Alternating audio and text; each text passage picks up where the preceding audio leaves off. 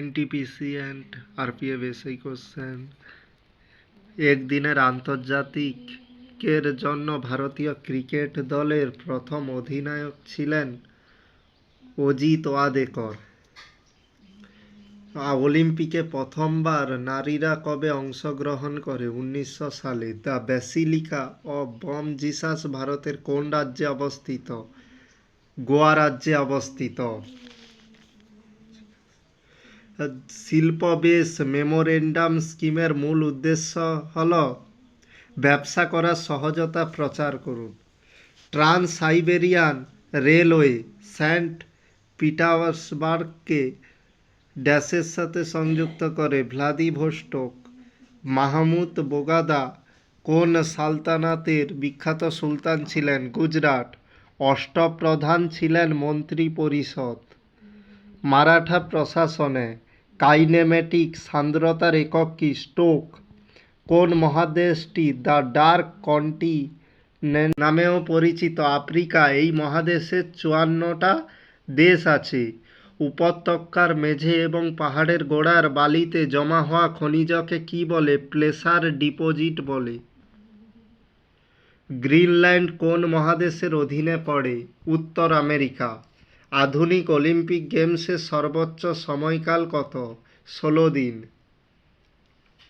ভারতের কোন নদী অববাহিকায় সাধারণত গিরিপাত দেখতে পাওয়া যায়? চম্বল নদী অববাহিকায় গিরিখাত দেখতে পাওয়া যায়। কেন্দ্র ও রাজ্যের সম্পর্ক পরীক্ষা করেছে কোন কমিশন? RS Sarkaria commission. ভারতীয় সংবিধানের কয়টি ভাষা আছে? 22টা ভাষা আছে। 26শে নভেম্বর 1949-এ ভারতীয় সংবিধানে অষ্টম তফসিলের অধীনে কতটি ভাষা তালিকাভুক্ত করা হয়েছিল? 14টা। ভারতের একজন নাগরিক তার নাগরিকত্ব হারাবেন যদি সে ড্যাশ হয়? ভারতীয় নাগরিকত্ব ত্যাগ করেন। বিখ্যাত কামসূত্র গ্রন্থটি কে লিখেছেন? বাৎসায়ন।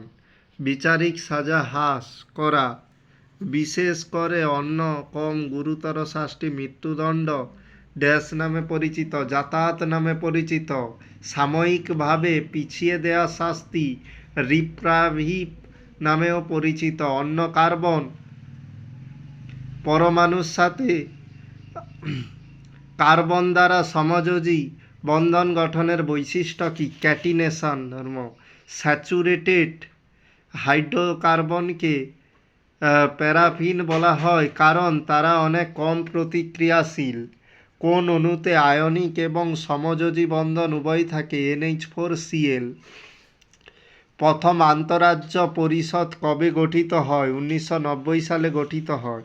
1990 সালে আন্তঃরাষ্ট্রীয় কাউন্সিল গঠনের উদ্দেশ্য ছিল সংবিধানে ফেডারেল বিধানগুলিকে শক্তিশালী করা।